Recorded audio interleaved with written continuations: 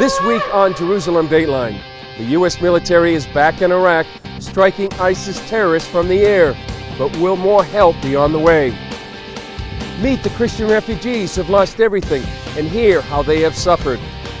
And see the unconventional weapon that could potentially kill thousands of Iraqis.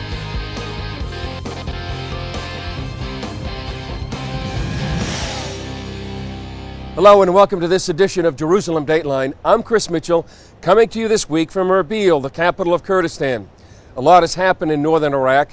U.S. airstrikes have slowed the advance of ISIS, and tens of thousands of Yazidis have escaped nearly certain death.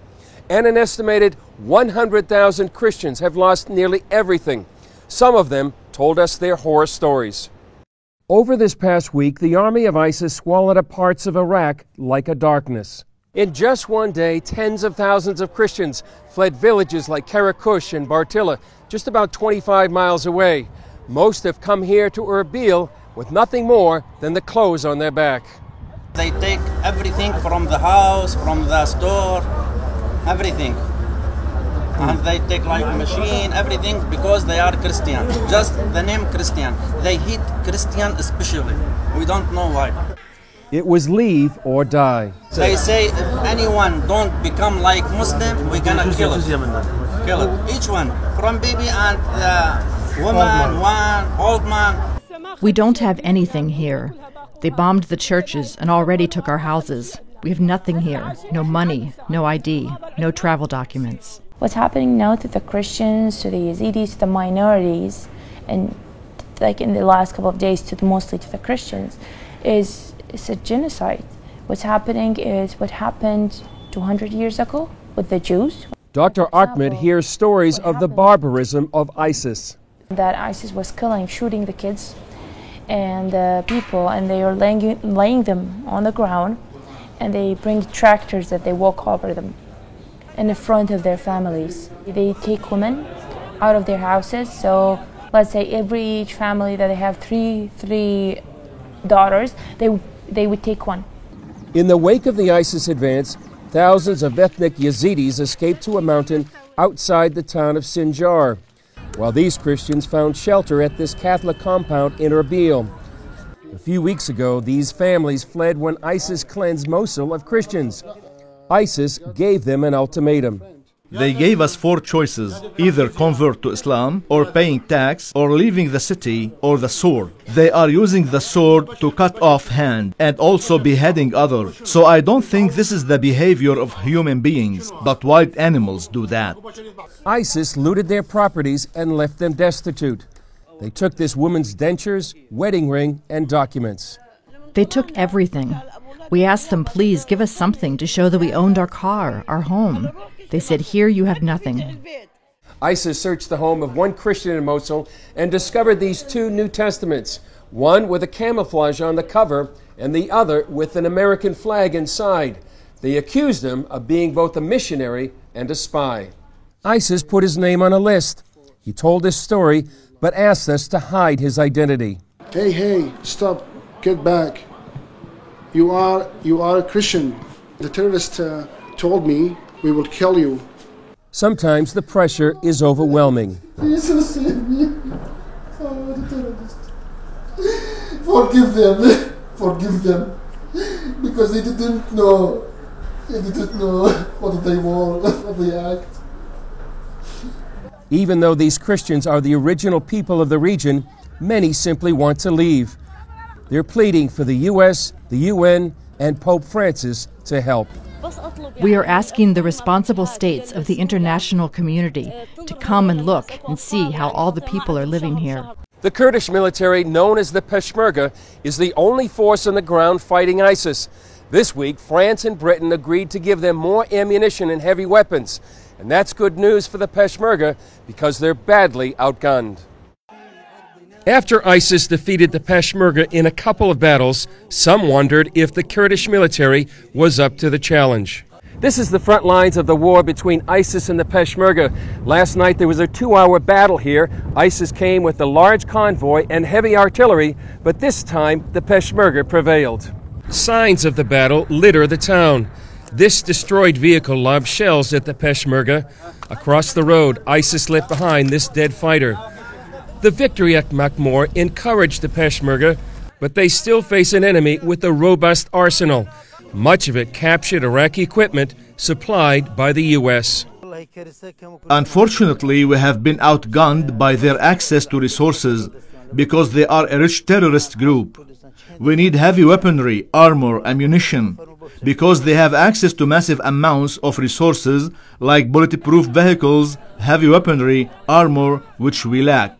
Peshmerga commanders say because ISIS has heavy weapons, they can keep their distance. They say if they had the same kind of weapons, it would be a different war. One thing is clear, U.S. airstrikes have made a difference on the battlefield and in the diplomatic arena. Of course, it's good for us. When a superpower like the United States intervenes, the balance of power goes in our favor. But also, it's very important for us that it's the first time recently that the U.S. has intervened and said, I am going to protect my ally. But Peshmerga commanders told CBN News they need more help. The weapons that we have, ISIS has the same stuff, but even better ones. We need heavy weaponry, artillery, and Humvees. These are all very important to us. One senior Kurdish official said if the Peshmerga had been better armed, much of the current crisis and potential genocide might have been avoided. Commanders in the field say if they have the weapons, they're more than up to the task. The Peshmerga are fighting for the sake of their land, their people, and their rights. So they are encouraged, and they are ready to confront the enemy wherever they are. If U.S. and Kurdish forces stop the advance of ISIS, the terrorist army has another weapon that could potentially damage the entire country. When ISIS swallowed up large swaths of territory, they also captured what might be the biggest weapon of all in Iraq, the country's largest dam. The nightmare scenario for the world has been when a terror group gets their hands on a weapon of mass destruction. Now, just about a 2-hour drive from here in Erbil, northern Iraq, ISIS has done just that. When they captured the Mosul Dam, experts knew the group had a new weapon of terror. We told this dam like an atomic bomb. Kurdish civil engineer Adwa Jaji warns the Mosul Dam, once called the most dangerous dam in the world in the best of times, now represents a ticking time bomb in the hands of ISIS. I think now it's too dangerous. Even it is not blasted by ISIS, the dam will destroy itself because there is nobody there to rehabilitate it. Jaji says the dam was built on poor soil, needs a regular infusion of grout to stabilize it, and was poorly designed. The dam is not designed to resist this type of earthquake. If ISIS fails to maintain the dam, it could burst. Located above Mosul, he says that would be a catastrophe and send a wall of water 60 feet high towards Mosul and reach all the way to Baghdad. Maybe 500,000, 600,000 people will killed in one day. Jaji feels an international effort should be made to recapture and secure the dam. Even if ISIS does not destroy it, they could hold the country hostage with the threat of an ecological disaster. In the meantime, the U.S. continued its humanitarian airdrops for the stranded Yazidis and its airstrikes against ISIS positions. Peshmerga commanders on the front lines told CBN News when they take over a town, ISIS comes in like a lamb but turns into a wolf. First of all, they don't do anything. They say calm down until things get better. And then, when they have full control of an area, then they start killing people. They threatened this Iraqi working in a power plant. They said if you personally are not giving back the electricity, we will destroy your family. Their barbarism is also spreading from one generation to the next. This picture of an Australian boy with the head of a Syrian soldier has gone viral. The boy's father, an ISIS fighter, said, "That's my boy." It's just so hard to hear all these stories and imagine a human being doing this. You know, it's so hard. It's the work of the devil. Up next, why won't the U.S. wipe out the ISIS army? We examine the risk of letting the Islamic State survive.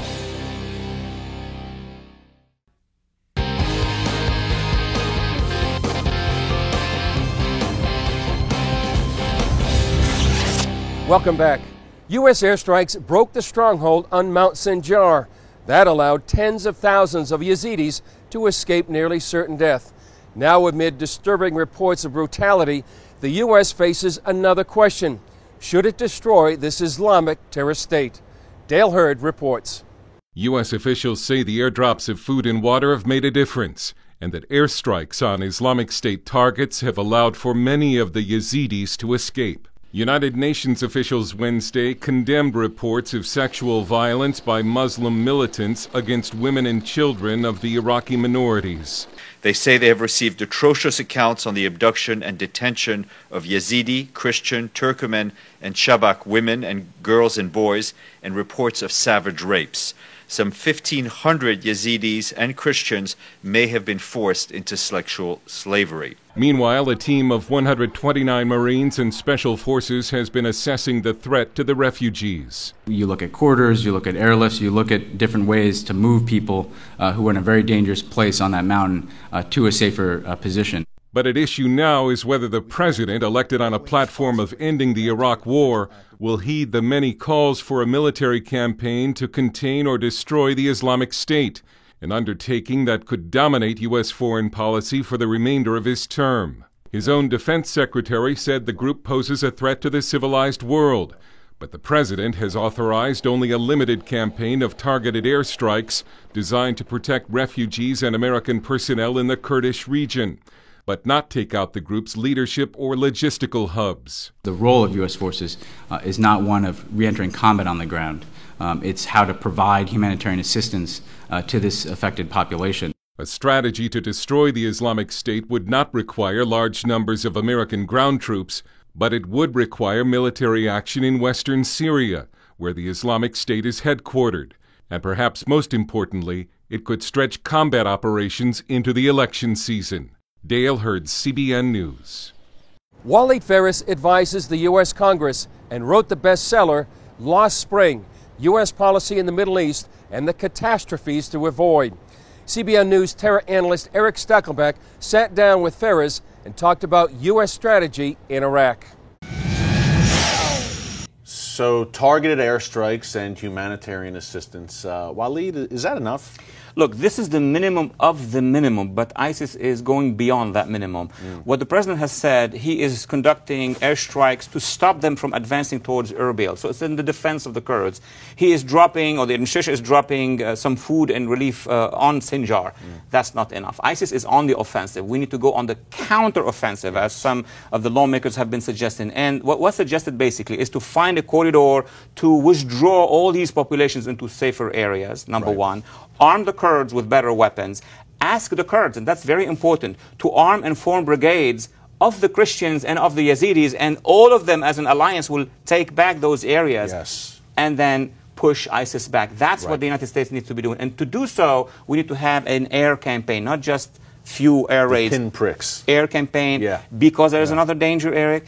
The ISIS jihadi forces are going to bring settlers, are going to bring their own folks into those areas. It will be very difficult to bring back the Assyrian Christians and all the minorities in Iraq back to their areas if they are taken away from them. This ancient Christian community in Iraq will cease to exist, basically. And that's the goal of ISIS. Now, Erbil, Waleed, is the capital of the Kurdish territories. We have U.S. advisors there, if I'm not mistaken. Yes, U.S. advisors. There's a whole mission here. There's a actually war room between the U.S. advisors, the Kurds, and other regional, including the generals from Baghdad, to push back ISIS. But the problem has been when we exited Iraq, we left most of the weapons in the hands of the government of Baghdad, which is pro-Iranian, by the way.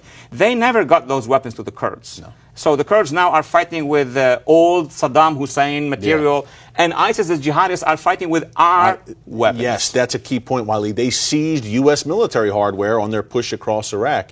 Now, with the Kurds, we have the Peshmerga forces, but they're outgunned right now, right, Waleed? Because ISIS has so much of this heavy hardware. ISIS has the most advanced weaponry system, and they are determined to kill. And the Kurds have the old weapon system, and we have not updated. I think at this point in time, the administration may be asking Baghdad to ship some weapons. I would say we need to go and ship direct weapons to the Kurds. They are our allies, and they, in turn, as I said, it's very important, they need to form those Christian and Yazidi battalions to take back their own villages. And they need heavy American air cover and air support. We don't need boots on the ground, does the U.S.? We just need to bomb ISIS positions.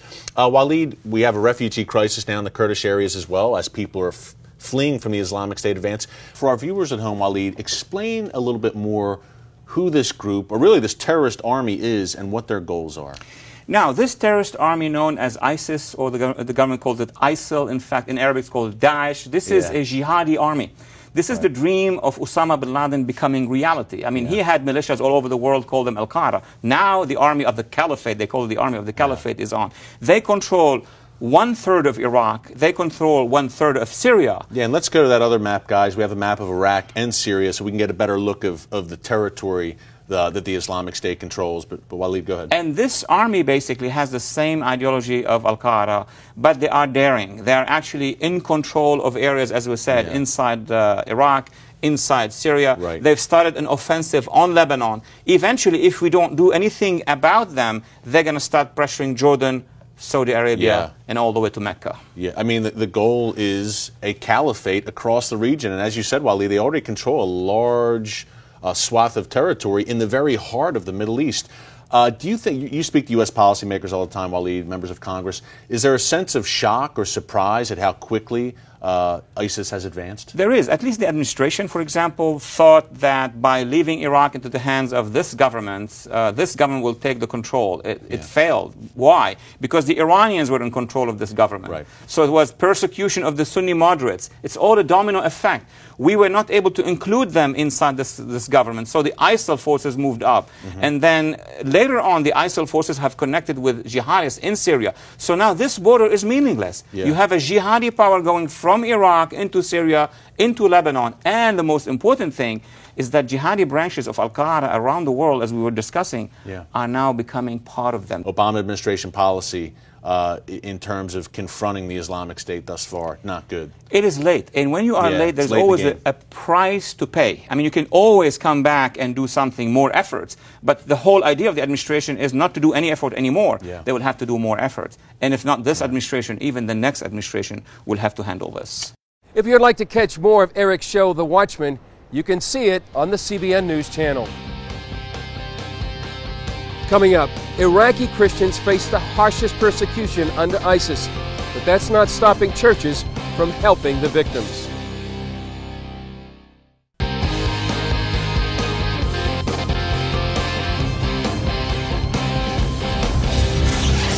Throughout northern Iraq and Syria, the scourge of ISIS has left thousands of Iraqis without homes, jobs, or a livelihood. Now here in Erbil, many churches have stepped in to offer help and hope. Where can you go when you've lost almost everything? Many of the churches in Erbil literally open their doors for the many Christian refugees that fled the advance of ISIS. They simply feel that it's the church's calling to provide refuge for families like these. The Kurdsman Church transformed their building into a true sanctuary. The building is for the humanity. Pastor Majid Mohammed opened doors for both Christians and non-Christians. We wanted to show those people we don't care that they are Christians, Yazidis, Muslims. We don't care about that because they are human beings and they have been fired out, kicked out at their home by ISIS and the terrorist groups. So this is why we wanted to show them that as a Christians we love them and we are very glad to have them here and serve them. This man led a mini exodus of several families to the Kurdsman Church. On behalf of all the people right here, Pastor Majid is really showing the love of Jesus. Across town at the Ankara AOG Church, families who are now safe talked about the violent ultimatum they faced. We have been told by ISIS if we don't convert to Islam, either they will kill us or we will have to leave the city. For most, it wasn't a choice at all. We prefer to die rather than convert to Islam. God has created us as Christians and we don't want to convert to Islam. The power of God keeps us and strengthens us to remain as Christians. Most will never return like this policeman who escaped with his family and 10-day-old baby. I am already wanted by the Islamic groups over there. And secondly, I am a Christian. As a minority, I am also wanted by ISIS, so we cannot go back there anymore. Most told us they simply want to leave Iraq. This is the only way or the only solution for our problem because we cannot go back to our home and we cannot stay here. We want to go out. Even if they provided international protection, we don't want to keep staying here. Their long-term fate remains one of the major questions in this humanitarian crisis. When we return, the higher calling of ministry while reporting in the field.